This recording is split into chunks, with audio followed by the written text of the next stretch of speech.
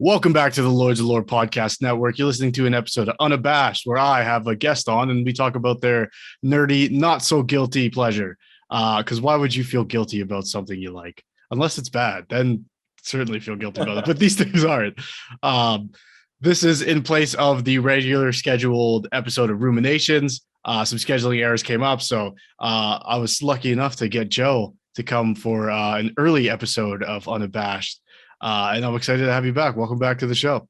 Thanks for having me back, man. I'm very excited to be here. Yeah, I love talking to you last time about My Hero. If people haven't seen that, they can check that out. But today we're talking about Destiny. Yes. Yes. So I like to, if people haven't seen your last episode, I want to give you a little bit more of an introduction here. So how would you describe yourself? What things do you get up to? What kind of person are you?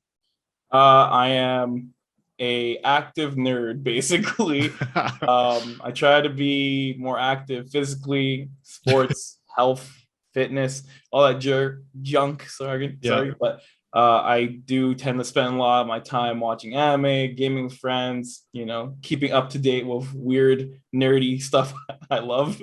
Okay, so anime or like nerdy stuff is your social interaction. Yeah, basically, like checking out just in general, like games, anime, checking out what's new, what's coming out, and staying up to date on it, or watching even videos on games I play and stuff like that.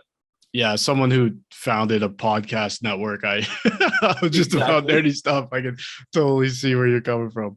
And obviously, you and I met through some mutual friends who are also very nerdy. And I think it went something like I saw Snapchats of my buddy at your place and was like, "Oh, nice setup."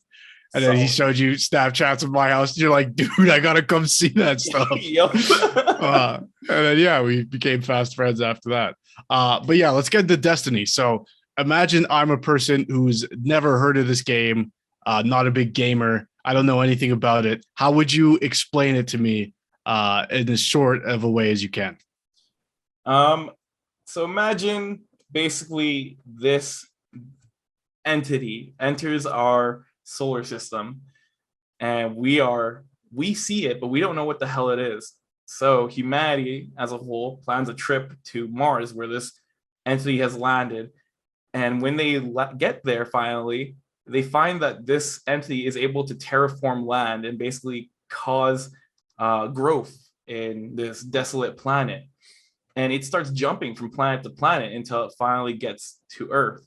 Oh, boy. And as soon as it gets to Earth, humanity starts to evolve in all kinds of ways, aka longer lifespan, technological advances, like crazy stuff, like being able to go through space without building a huge rocket.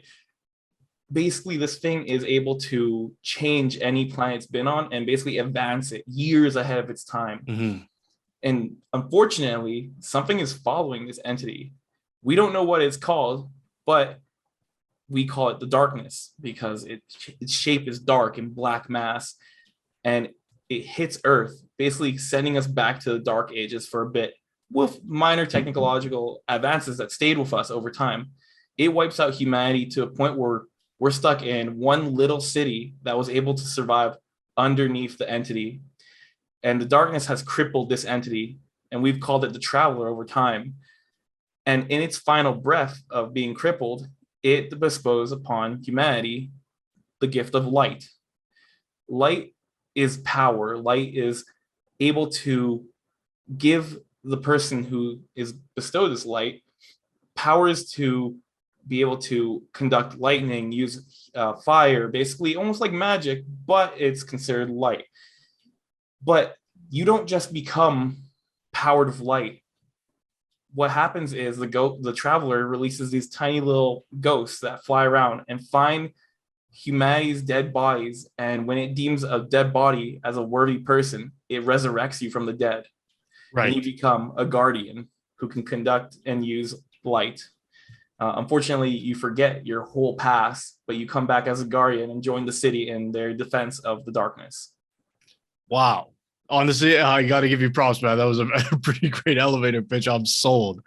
I was like, I played like the first little bit of this game, and I didn't remember any of that. And I'm like, maybe I should try it again. Nah, it's good, man. That was awesome. So, a lot of things to sort of dissect there, but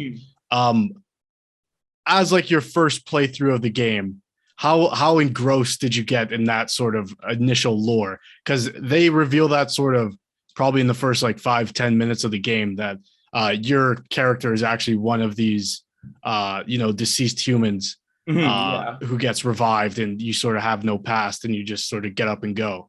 Yeah. So Destiny came out the first Destiny came out in 2014, and it was for the next gen console, so like the PS4 and the Xbox One. the Xbox One, yeah. And I didn't have one of those. I still had my 360, and I was broke. My brother was broke, so we didn't play Destiny in that first year that it came out. Okay. So the very next year we bought Xbox One, and we're like, oh shit, we gotta get Destiny. It's by Bungie. We love Halo games. Right. Yeah. Get Destiny. So we bought it, and being a year late, they had so much content released in that first year that when I got in, I like started the story. I was like, whoa, this is so cool. Like, okay, I'm being resurrected. Okay, I'm trying to fight back to like this city. Okay, cool. And then I landed at the hub, which is the tower that is in the city. That's where all the Guardians meet. And I got there, and it like bombarded me with like all kinds of missions and stuff that I missed in the last year. I was like, oh shit, I guess I'm gonna be busy for the next month. Yeah. But I loved like the whole story because I love intergalactic fantasy, basically. Like that's why I love Halo so much. I love Mass Effect. So the fact that you travel between planets and you're fighting all these alien races and whatnot, I was already about it before I even like set foot in the game. But then, you actually sit and play Destiny and you realize like this isn't just like you're a soldier who fights bad guys. This is like an MMO in the sense like, okay, you got to customize your guns. You get different guns have different powers and roles, and your armor, you can get better armor, bad armor, yada yada. And I just got like invested in like I gotta have perfect build, I have to have the perfect weapons. Like, and I started going hard, but I didn't know what the hell I was doing. I didn't look at any guides. I was just enjoying the game originally. And then that changed over time as I kept playing. I was like, wait, these guns are better, these perks are better. And I just like I got invested like hardcore. Was your investment more so like you needed to know what happened next in the story, or was it like the MMORPG sort of? Because like those types of games are just ripe to like suck someone in and like you get to be your own person in there type of thing. So exactly, and like I got in and I liked the story, but I just liked how the game felt. Like I love shooters, and that game is crispy. Like the original Destiny is like very good even to this day. And for me, like I love competitive stuff, so I would always play like PvP stuff. Okay. And I was about it, like I was going hard. But then I realized, like, oh, I don't have these guns that these guys do. Like, how the hell do I get these guns? And I'm like, oh, I have to play the story missions and grind out. Okay, cool, I'll do that. And then that got me into the story even more. And I just like once I was like, okay, this mission's cool. Wait, what the hell's happening? Yeah. Okay, I gotta continue this. And I started finishing a bunch of storylines and quest lines. And I was like, okay, I got my gun like 2 days ago, but this shit's still going. Yeah. No, yeah. I think for me, like I've played MMORPGs, anything from World of Warcraft, Elder Scrolls Online, stuff like that. RuneScape obviously was like the big one of our childhood and stuff. Mm-hmm. But this was the first shooter, like FPS RPG I've ever played. Mm-hmm. And I thought like you're saying, it was so cool that like it wasn't just like a lot of games now are just like you pay to win. Mm-hmm. Like if you want the better guns, you just pay real money, you get in-game credit, and you spend that on better weapons, and that's sort of like where the meta game ends up. Exactly. But for this one, I thought it was a really cool progression thing where it's like, if you want to compete PvP wise, you got to like chip away at the story. So it keeps you involved on both fronts. You're like, I'll complete like 5 missions today, and then you can go play PvP, and now you have better weapons. Mm-hmm. Super cool. And the customization, I don't think there's ever been a FPS before Destiny that did it in a way. Like, cause all the sort of MMORPGs up until then were like, World of Warcraft, like fantasy based, even like Star Wars ones. But this was like the first, first person MMORPG. It's so cool. It's like you can have your armor and whatnot, and you can have great looking armor, but your armor is crap stats and whatnot. Okay, you want to get better stats. Okay, you gotta go run that mission like 5 times until you get the right stats or the right perks. And you can have a great gun, but the perks suck ass on it. So go do that shit again. So I don't know. I love it.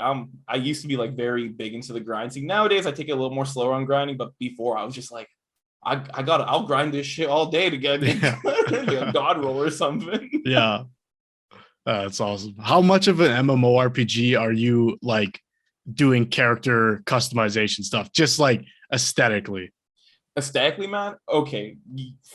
In like right now, the second game, they've advanced like the customization. Like you can customize your gun looks, you can customize every individual piece of armor, you can have different colors and whatnot, and you can even have like some armors and stuff have like ornaments basically, so you can have like an alternate version of it. Or if you want, like if you like this armor piece but it's great stats but it looks like shit, you can like change it to look like a better armor piece if you like grind out the game a little bit. Yeah, and it'll still keep your stats like, oh fuck dude, I have like on like my main, so there's 3 classes, the hunter, titan, and warlock, and my main's a hunter, and I have like 5 different sets of armor, and they all look completely different from each other. And it's like, okay, if I want to play this style in PvP, if I want to play that style, okay, for my raids, for my regular grinding, like I have different stats across the board for everyone.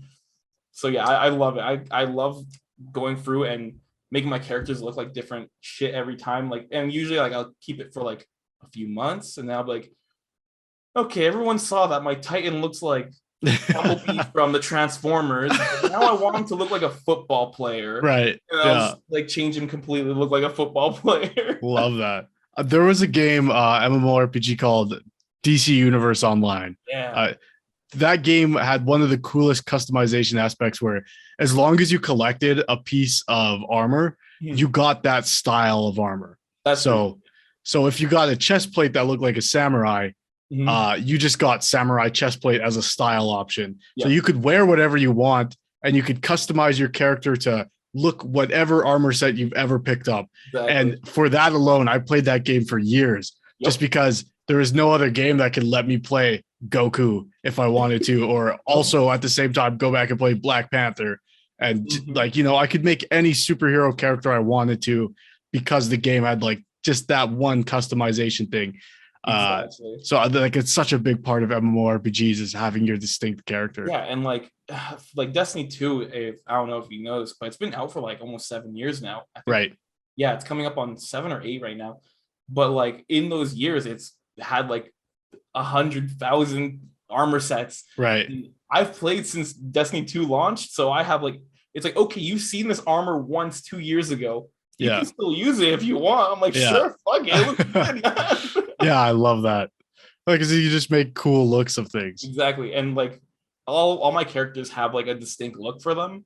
And like some of them is like, oh, I want this guy to look like he looks like, even though he's wearing armor, the armor somewhat looks like he's wearing like an actual suit, like a dress suit. And my hunter's running raids looking like he's ready for a dinner party. Yeah. And like it's just like the dumbest shit, but it's hilarious. And I love it. And I think for me, that keeps me invested because like, yeah, like every few months, like I'll just sit down for like an hour or two and just be like, what weird ass style can I build on my character that I know someone's gonna be like, yo, that dude looks like Bumblebee. I remember again that DC online game. I have like hundreds and hundreds of pictures on my PS3. I'm just like walking past people, be like, "Oh, sick, you make me Nito." Like, damn, how do you do that? Where'd you get that armor piece? Then you go on like these quests to like try to get that one specific one. So you mentioned the 3 like classes in the game being Warlock, Hunter, Titan. Yes. And you said you played a Hunter, but then you also mentioned you played a Titan. Is there a specific one that you feel most drawn to? Oh, so I have all 3. Usually in Destiny lets you make at least 3 characters. You don't have to make all 3 subclasses. You can have 3 hunters if you want, or 2 titans and a hunter or a warlock. But I have one of each. And I love all 3 of them. Like I've gotten used to playing on all. They all come with different play styles, and I love using them all. And I love switching between it. But my hunter will always be my main one. Growing up, I love ninjas and like Naruto and shit. So when I first originally saw like characters, I was like, hunter, stealthy, by himself, so out of the pack type of deal. I was like, yeah, I fuck with it. And I love him. I love my hunter. Like, if you look at my hours between all my characters, I fucking like out of the ballpark with my hunter compared to every my warlock and my titan. He's my favorite, hands down. And you mentioned raids, so that would be something where you're going with like a group of online players, whether you know them or not, whether you just like queue up and get in like a random group. Did you ever have like a group of people you were like, it's time to play Destiny, we're gonna raid this thing? Or was it sort of just by your own and meeting up with like strangers online? So when I started, like I said, I was a year late and I didn't play with anyone, and I shared an Xbox with my brother, so we couldn't play together. Right.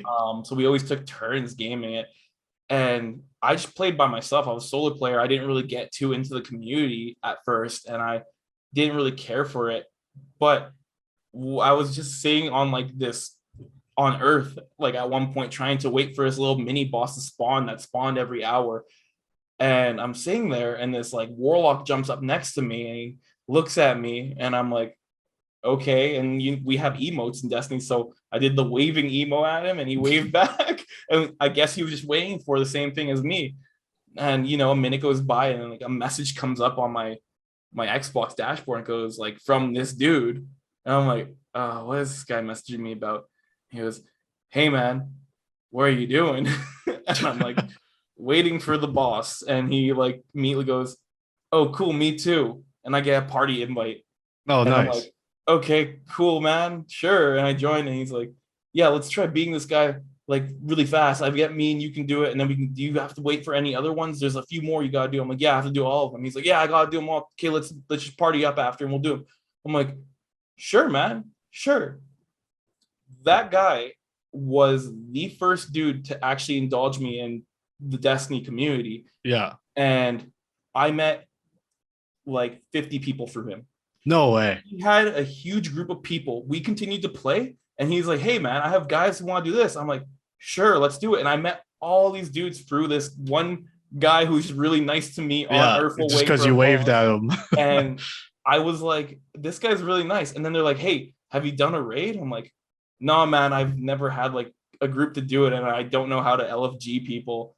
Yeah. And he's like, oh, don't worry, me and my friends are going to do the new raid. You want to come join? We'll show you. I'm like, shit, sure. And this guy and his group of friends took me through the first two raids and the newest one at the time that had come out since when I started playing.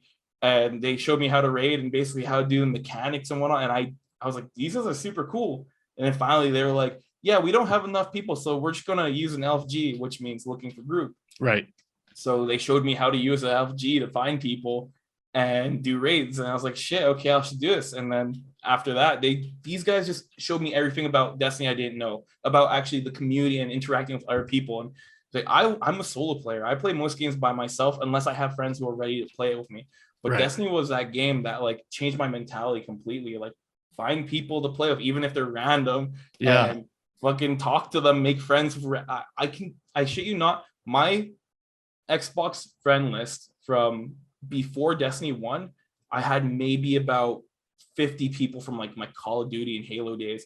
Right. I have maxed out my Destiny friends list on Xbox through Destiny multiple times. No way. Because of making random friends through the LFGs and being like, yo, you're cool after a raid, and then be like, hey man, you want to do another raid? Sure, okay, add me. And then like every few weeks, random people be like, hey, we did this raid together. You want to hang out? Sure. Hey, we need someone for PvP. You want to come? I'm yeah, sure. Fuck it, man. So I made like so many people on my Xbox friends list, and it's like to this day, I still have to clear out people every so often because I just randomly add people anytime I LFG, and they really like me or I really like them, and we're like, shit, man, you're cool. Let's game every so often. So do you think, like, obviously they showed you how to do raids and looks for groups and all that stuff.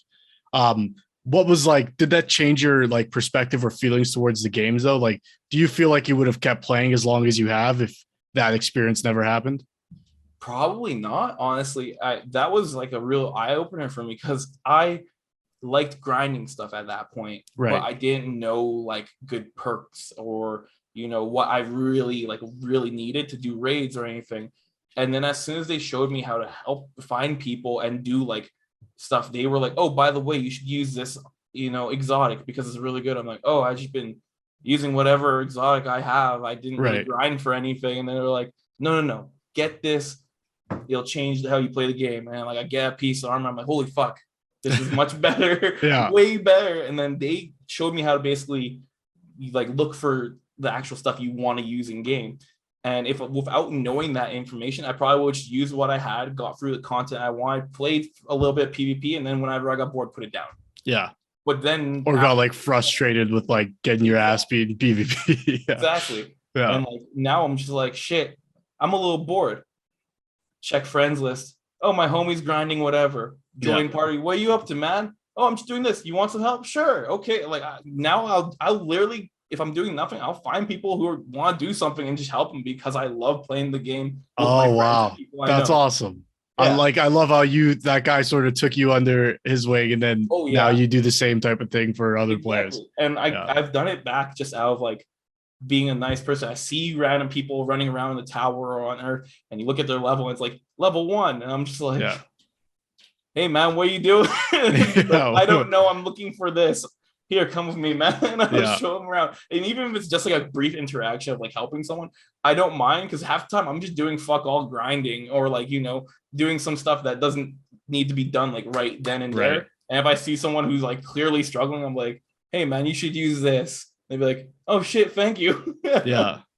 I remember again, DCUO is one of the MMORPGs I played the most. But you know, I was just looking for groups and whatnot, and then this one like guild, they like found me and they were like, hey, you seem like a pretty cool guy, like join our guild. And then from there is like I got all the hookups, all like the exobytes or whatever they're called.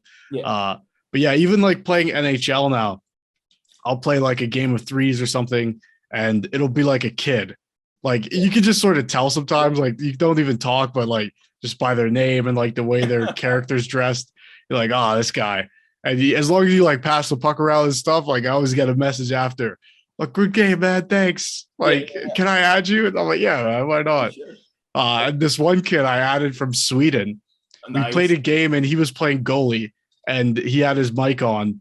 And it was like when I first got the game, so he's letting in like everything. And I'm like, hey man, it doesn't matter. Like, I'm not gonna quit the game. Like, it's all for fun. Like, you know, the other guy we were playing with was like, oh fuck you, I'm out of here. But I stuck around. I was like, oh man, it's all good. Like, don't worry about it.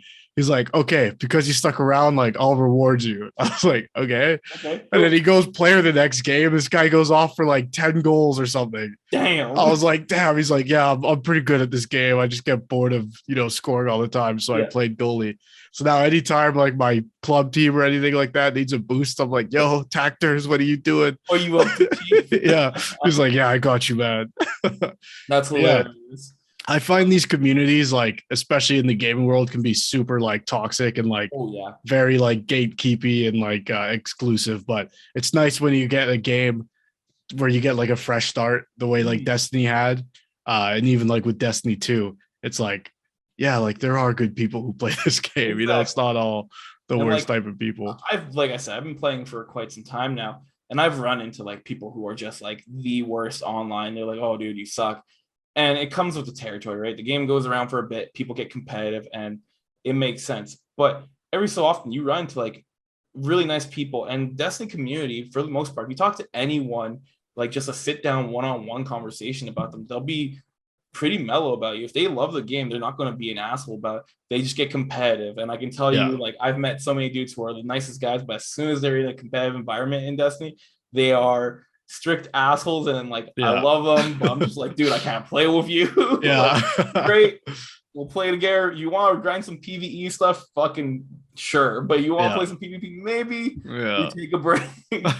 But like I've had some really awesome encounters with people on Destiny just through like even PvP. I'll get messages after and be like, hey, even though like you're on a different team, GG, you did really good. I'm like, oh, thanks, man, you did too. I'm like, yo, this is the guy who was fucking destroying me the whole match, and he messages me and goes GG, and I go, thanks man, GG to back. And like people are genuinely pretty nice for the most part. I had a post through the Destiny subreddit blow up for like a few years ago because I was playing competitive with my friends, like a ranked game type, and one of my guys got disconnected and we were destroying this team we were playing against, and he is unable to join back. And by the time he does join back, we are getting stomped in a 3v4. So we lose the game after like almost winning by like with him. Yeah. And after the match, one of the dudes on the team messages me and goes, "Hey man, we would have lost if your third didn't disconnect. Sorry about that." And I'm like, "No worries, man. Nothing you can do about it. GG's." And like I posted on the Destiny subreddit saying, at least some people are understanding. Yeah. And like I think I got like Reddit platinum or something through that. Oh shit. Because a lot of people in the comments were like, "Shit, you love to see it." Yeah. Like, genuine niceness is okay, even if you're in a competitive environment. And Yeah. like I said, Destiny, most of the people are fairly pretty mellow. I rarely run into someone who like genuinely hates the game but is still playing it. Yeah. Oh, I was gonna ask too. Are there things that you actually hate about the game? There is like little things, and luckily Bungie, especially if Destiny 2 has become a very vocal developer. So whenever there's a problem with the game, they'll acknowledge the community. They won't just like, "Oh, by the way, in like a year we'll put a patch for that." They'll be like, Right. "No, next week we're patching that, or we turned off this," and yeah. So usually there'll be like game breaking bugs, or like, "Oh, this part of the map is broken, people are glitching there." And it happens, but for the most part, they're great at fixing the game.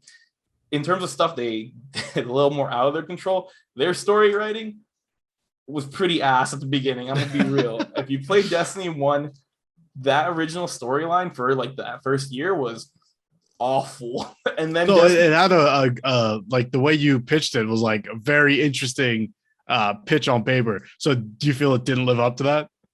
man, hey, the story there, the background overarching story of Destiny, their writers are S tier. They will write you a crazy background story, but then when it comes to gameplay story, it doesn't hold up. Like So you're so living in what is that the world. difference there? Like the setup of the world is cool, but when you're playing it through as a player, like it just doesn't work out. Like what's an example of that for you? So like in that first year, so I explained to you, like, the darkness came and attacked the traveler, and that's like the whole story of it, the background of it. It's like sounds awesome, and you come back in the main story as this dead person gets resurrected with the light, and you go through this whole shenanigans of like finding where the darkness lies, or like a piece of the darkness, and you get there and it's a big blob floating in the sky, and there's just robots and you have to kill all the robots, and that's about it. And that's the end of D1's original campaign. Oh no way. Yeah, it's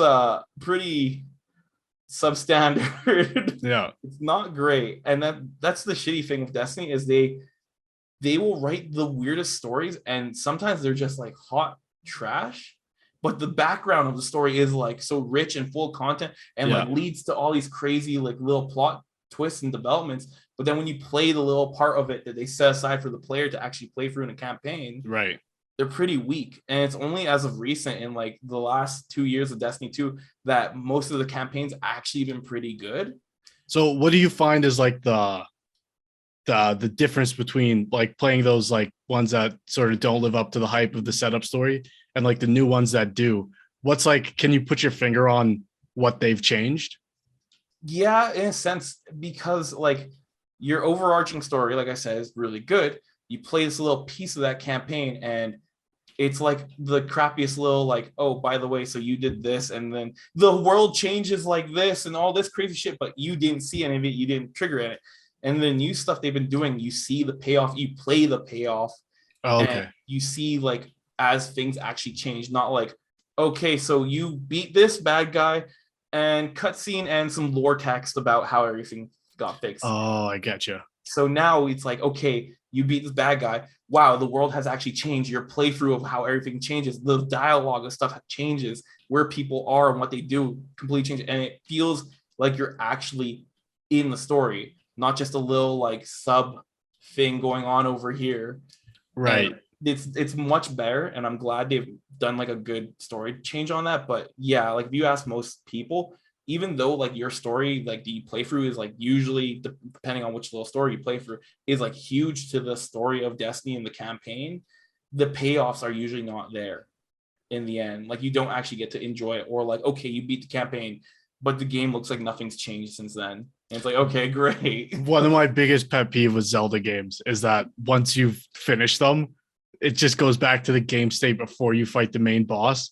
And for me, yeah, I think it's one of the things that pushed me into playing games like D&D, where like there's a creative sort of openness where you're able to sort of influence things and you can see the change in real time, because it's not like a disc they gave you. It's like, this is just a thing that exists in all of our heads, in our imagination type of thing.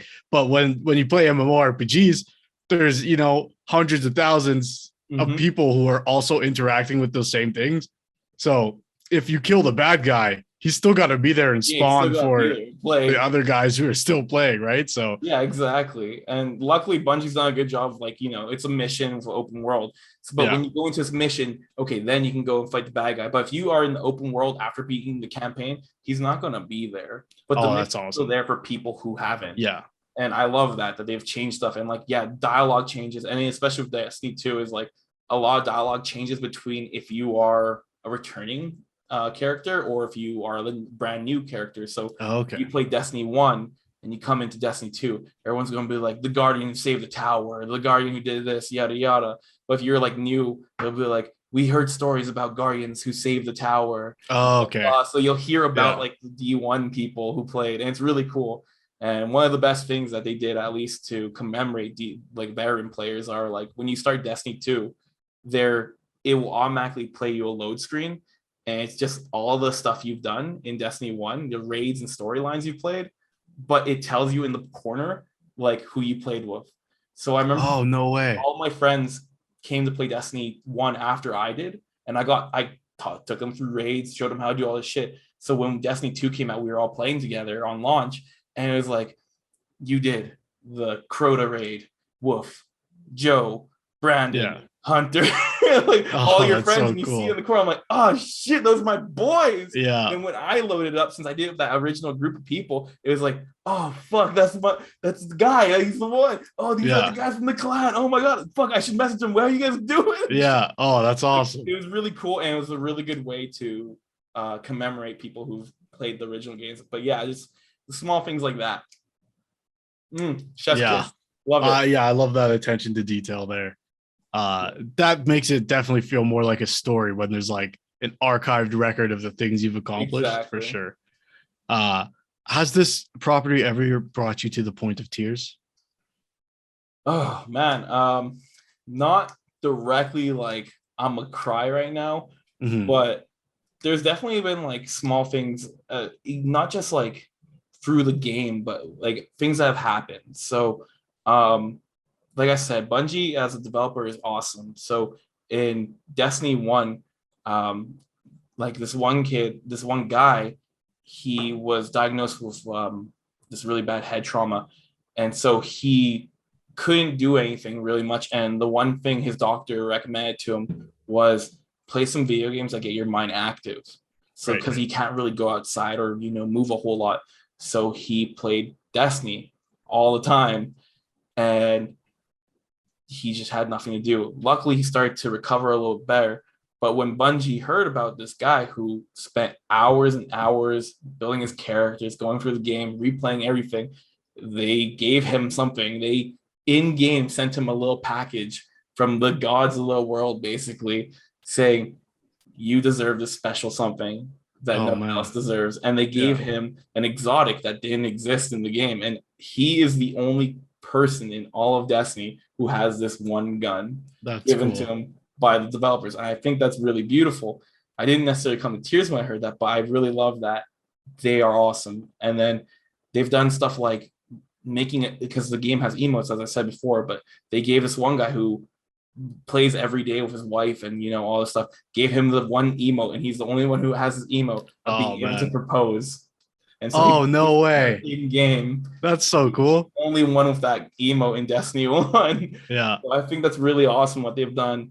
Few things of story that have really gotten me, but nothing that's ever like put me in tears. But even in like the year 2 of Destiny 2, they killed off, I think, the community's favorite character, and he's voiced by Nathan Fillion from here. Yeah. So we all love that character, and they didn't just like kill him off, but they made the story a revenge story. Is something that you, as your character and your character alone, went to go do because you're fucking angry. Yeah. And I love that. And I was very sad when they killed him off because he's one of my favorite characters. And it's, once again, Nathan Fillion. I love him as an actor, but he's one of the few characters that your character interacts with the most in the game. And for Bungie, it costs them a lot to get all the different voice actors, and they have 3 per character, technically 6, because you have to have a robot voice, you have to have a human voice, and you have to have an alien voice, and then you have to have in the opposite gender, and then you have to have all the different voices for different languages. So they took your character's voice away for like all of Destiny 1 after, and then Destiny 2, you didn't have a voice basically. They just made your character silent but strong type, kind of like Master Chief. But then when they killed this character off, they gave our character our voice back. Oh, no way. 4 years with no voice. And wow. Your person finally speaks and is like, I'm going after this asshole who killed our friend. Oh, no way. That's so Let's cool. Fucking go, boys. Yeah. Wow. So nothing directly to tears, but stuff that's really like hit hard and like been like, I'm so happy they did this, or it got me really good. But luckily nothing to tears. Mostly stories that I hear are great. And like I've been very happy after grinding and shit and doing raids where I'm like, I could cry right now. Finally, like almost tears of happiness at that point. I remember spending like a 3-hour raid. No, sorry, 6-hour raid with friends that took up to 3 a.m. Damn. And I remember being so happy that, well, once again, almost genuine tears of happiness because we were going for so long and we finally beat the raid. Yeah. I like, it's funny too though, like again, I mentioned D&D earlier. And in that game, you're sort of making these obviously like imaginary situations and scenarios. But you keep those memories, and it even though you're playing as whoever the knight with your buddy who's the mage, it's like me and Luca did this thing together. Exactly. And nobody else has that, you know. That was a unique experience to us in our group. And with gaming, you know, the experience is a little bit less unique because a lot of people like, you know, the mission is the mission. So you play through the mission, but it's still, you were there with your friends. And even though you were playing as a hunter, it was still like you. Exactly. And, you know, it's just, there's nowhere else in the world, I think, besides gaming where you can have like those interactive things, that imaginary things that never really happen, but you still feel like, you know, and then I saved him and I reached out, you know. There's nowhere else you sort of get that. It reminds me of like Sword Art Online, and like, I don't know, even like playing Call of Duty Modern Warfare 2.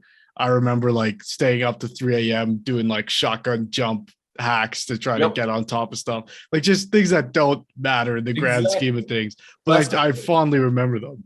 It's like these missions are the same regardless. Everyone's going to play the same mission, but you as your character, how do you play the mission? Exactly. Everyone has to do the same shit in the end.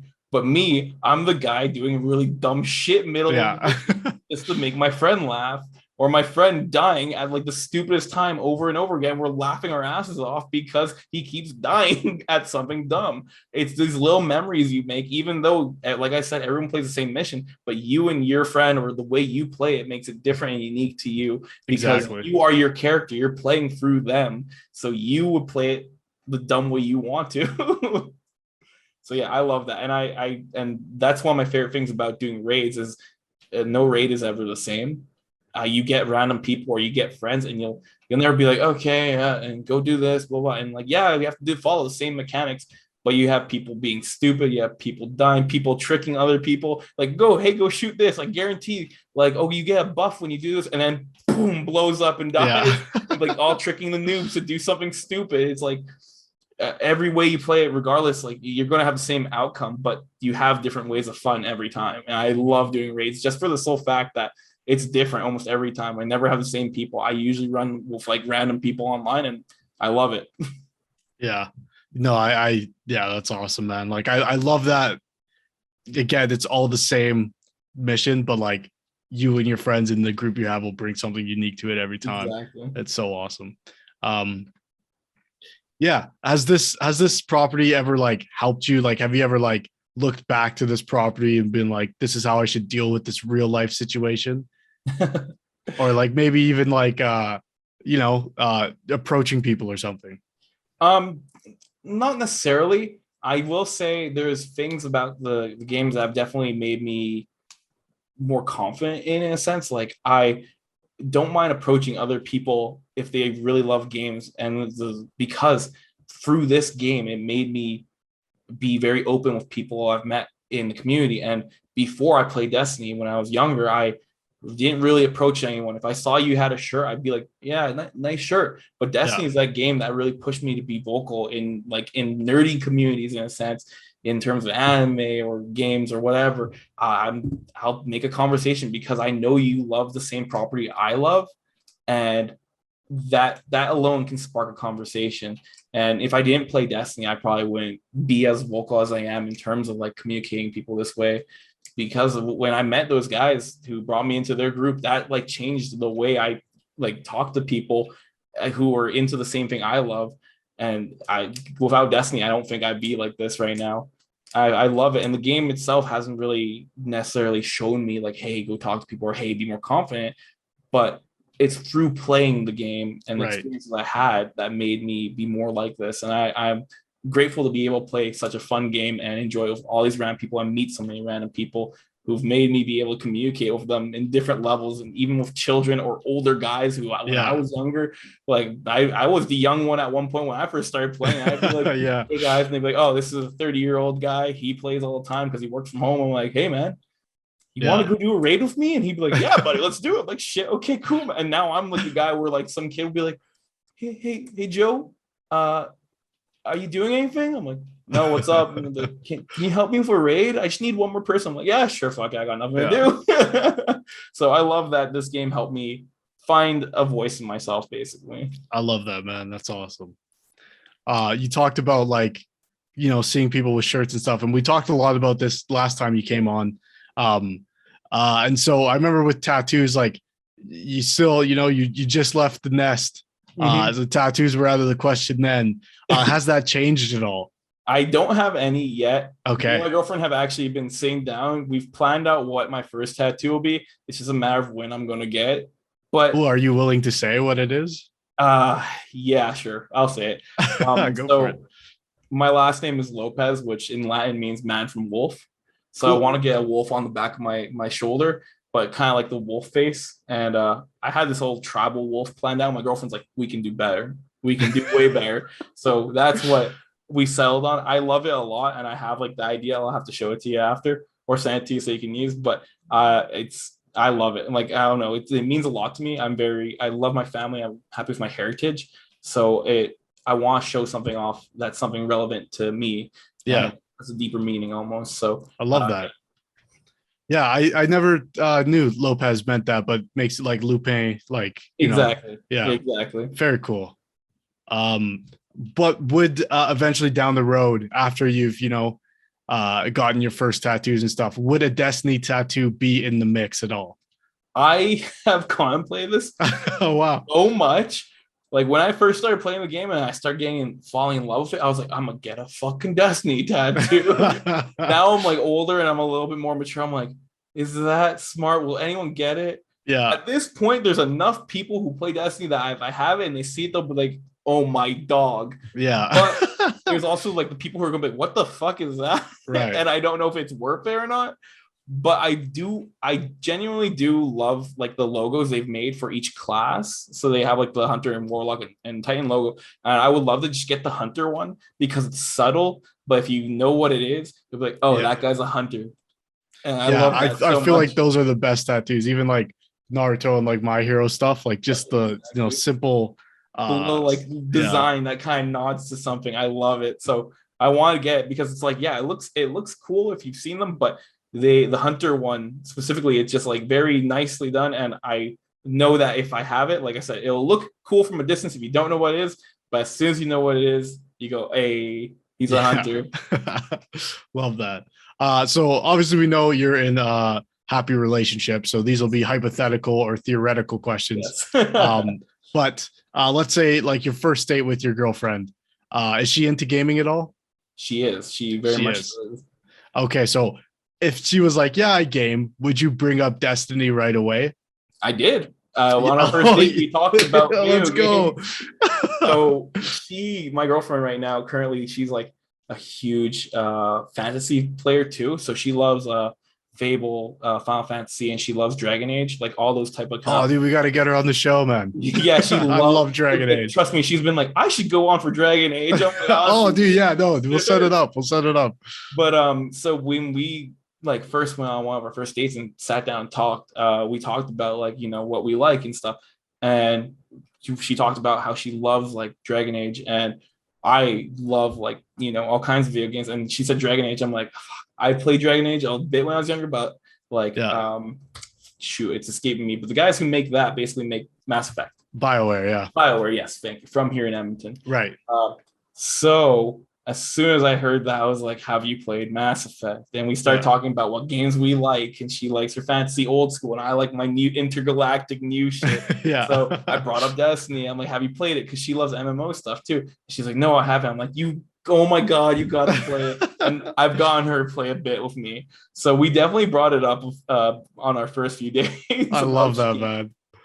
That's one of the main reasons I love her, because she plays video games too, and it makes it easiest for us to communicate and be able to be like, I can go play video games. Okay, she understands. She's not going to ride my ass, or if she wants to play, I get it. yeah. No, I love it. It's like, I think a lot of people, there is sort of like a stigma around playing games, and we see like those stupid memes of like, a girl being like, choose the not a girl, I should say that, but somebody being like, pick me or the games. Yeah. It's like, that's such a like, presenting that sort of ultimatum. Yeah. Kratos would never make me do that. Exactly. I think it's super important that someone, not even gaming, just whatever your nerdy go-to or your hobbies are, that the person you're with understands how much that means to you, is like a vital thing, I think, for overall relationship health and happiness. You should be able to share commonalities, and even if you don't share them, at least be understanding of them. Right? Exactly. If you're like, I like video games, and your significant other is like, I fucking hate that, be like, peace. I don't know what to do with this information anymore. I guess. Again, it's almost like ignorance to be like, I think that's stupid. It was like, dude, well, do you do it, or have you tried? It's like, no, I'm not. Yeah. No. Okay, well. Yeah, especially like for you and I, like I have so many like weird niche hobbies that I think for someone who is hearing them for the first time would be like, that's strange, but like a sort of glimpse behind the veil, it's like, it's pretty normal to be into dirty things. It's a matter of seeing it firsthand, right? And then like when you hear about it, like even just like people who are like, oh, I don't like anime, but as soon as you give them like an anime that might pique their interest, they're like, oh, sure, okay, I get it now, I get it. And you're telling me it's not just cartoons. It's not just grown burly men fighting. Yeah. What? It's like, no, there's other shit. Let's say though, for just hypothetical, have some fun here. Let's say same thing happened. Your girlfriend was like, yeah, I love Dragon Age. I love MMORPGs. And you're like, have you played Destiny? And she was like, I fucking hate Destiny. I've tried it. It sucks ass. Story's stupid. The grinding for weapons, that shit's dumb too. What would you do? I would be hurt, definitely. I'd be like, oh, it's okay. She's cute. Yeah. She's cute. No, but I definitely would be not necessarily upset, but it would be heartbreaking to hear that. But granted, I've met so many people in past who are just like, I fucking hate Destiny because of the story, or because it's too grindy, or because of all this shit. So at this point, I've learned to brush it off. So if I heard that on an initial date, or like into the relationship, I'd be like, fuck it, that's your opinion. Yeah. if you don't like it, but you don't mind me playing it, I don't give a shit at that point. As long as I can play it and you don't care, we're good. Yeah, especially because it's not like a shared experience. It's like a one-player port sort of thing. I'd be like, let's boot that shit up right now. Yeah. You get online, I get online. I will carry you through everything, and you'll love this game.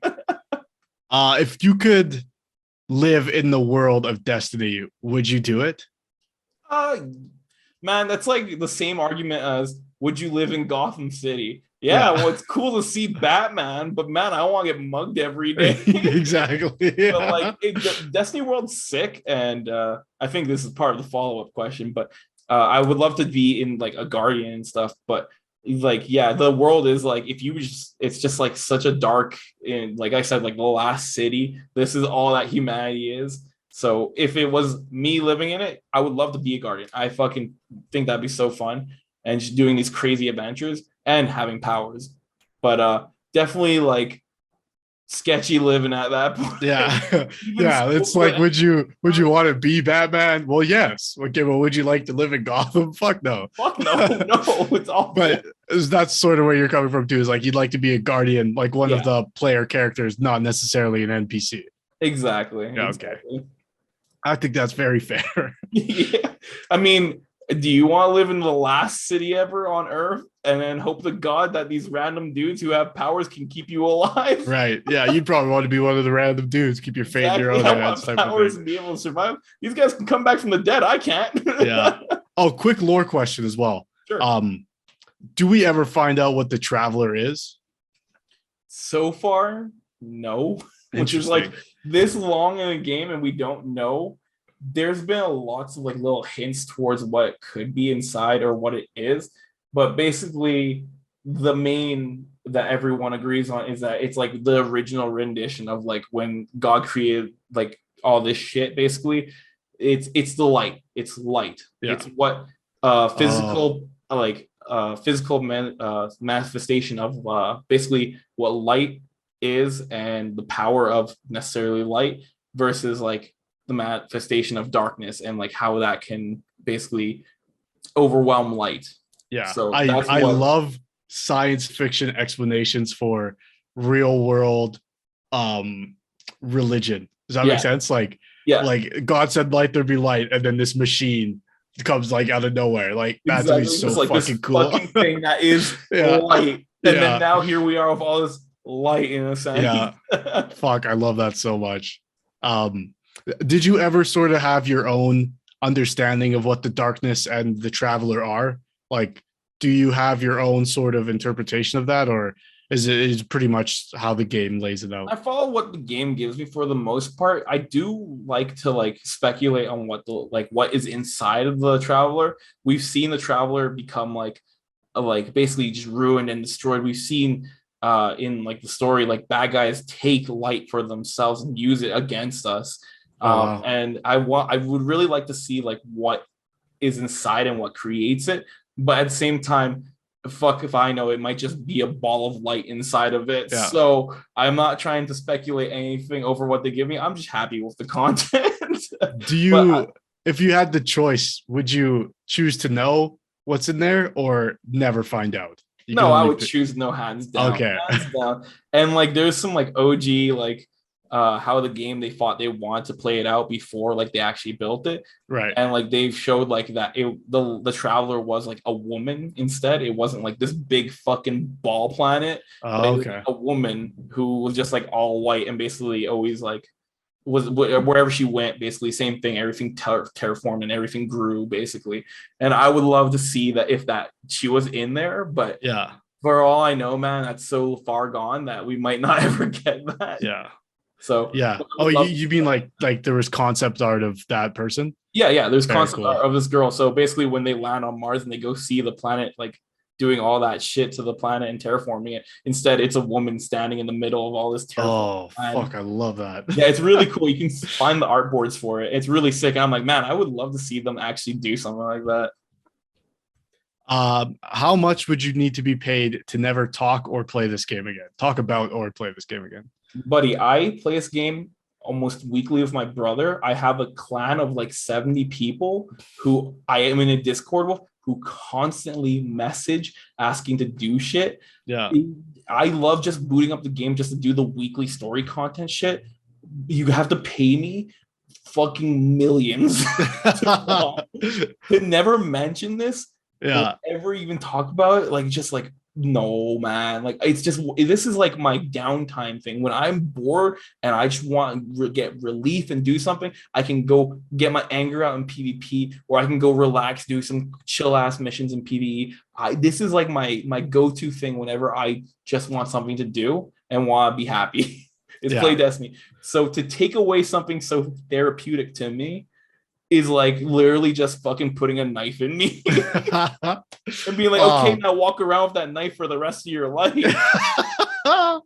Man, what an answer. Brilliant. That's such a perfect answer, because I asked this question because I want to know how much this game is a part of your overall happiness in life, and what do you place? Like, what's the price on happiness? And honestly, like the answers I get are varying, like a lot. Yeah. But as you say, like this game is an important part of your social circle and your escapism and overall like relief and happiness. Exactly. So yeah, I would definitely say it needs to be in the millions if that's the case. Yeah, So like I can't tell you where, because the more we talk about it, it just slowly increases. The more I go, no, that's not enough. Yeah. Well, we'll cap it at somewhere between $5 and $100 million. Yeah, we'll say somewhere in between the ballpark range of that. Yeah. Oh, I love that. If you had the opportunity to spearhead Destiny 3 as a creative either writer or director of where the series and storyline is going to go, what the feel of the missions people will play through will be, would you take that opportunity, or would you rather let it stay with who has it now and just experience it as a player? No, I would love to take the opportunity like that, because of being a player.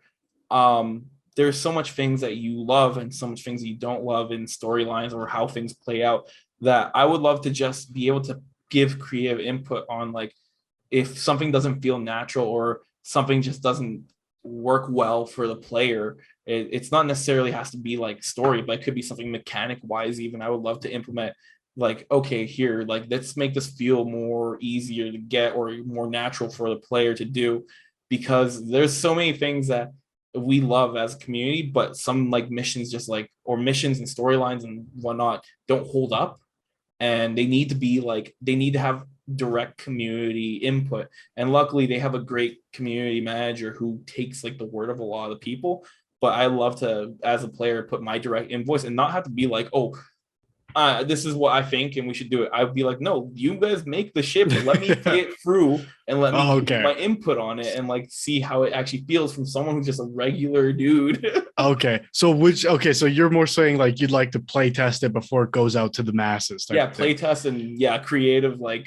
So my follow-up question then is, do you think you would lose part of what you love about Destiny if your first experience of playing it wasn't like alongside your friends, or in the real thick of it? Like if you got to play test it and it was sort of like insular, sort of singular experience. No, I don't think I would lose anything, man. I love that shit. Like I think the best part about Destiny is its replayability. So being able to play the junkie version of it, to playing the final release, and then to playing the final release with my friends, I would fucking love that. I would love doing that, because I'm doing the same thing 3 different times, but every time is different, always. Right? Yeah. It's never like the same experience.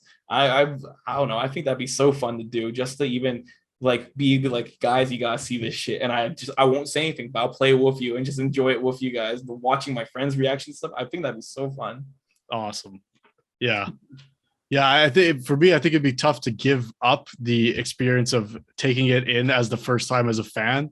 But I think like you're right in that instead of just having that one experience, you would now have 2, and that's probably better. Yeah, exactly. And it's like, you get to play like a test version that might not be great, and you kind of know what's going to happen after. But I think that's also part of the fun of doing like test playthroughs, because like, fuck, as a player right now, there's shit that you can go do and it's been play tested, but like you can break the mission, or something will glitch out, like no game's perfect. But being able, and it's almost always funny, because you're like, what the fuck is happening? And I would love to kind of just be able to see the broken down shit version. Like, and I've seen like people do like even Destiny like cutscenes like in the OG, like when they were just kind of like working with the voice actors and everyone's T-posing, floating around, and I fucking love that. I think that's so funny. Yeah. So if people want to, play Destiny with you or talk to you about Destiny, where can they do that online? Oh God, you're telling me to give my gamer tag out. Well, maybe yeah. If you don't want to do that, don't do that. I would say message me on Instagram at control.alt.yen and or on Twitter at youngfuckboy. Um, It's so good. you can do that. I am more active on my Instagram, so if you love Destiny and you want to talk Destiny, feel free to message me. I would love to talk Destiny with some random people. I literally everyone I know I've talked Destiny for like years with, so I love some more new input. That'd be great. Right on. Thanks for coming on the show, man. It was a pleasure to have you. Thank you for having me. I love this. Absolutely. For listeners out there, if this is the first you're seeing of the Lords of Lore Podcast Network, we do a show like this every other week on Fridays, but we do a main show every Tuesday. You can catch me, Luca, and Will break down some nerdy topic or property or something of that nature or aesthetic. And then we do book reviews and we play D&D sometimes here once a month. So you can check all that out at Lords of Lore on YouTube, Lords of Lore Pod on Twitter, and Lords of Lore on both TikTok and Instagram. As always, I'm Matt. Joe, again, thanks for coming. Thanks for having me, homie. Appreciate it.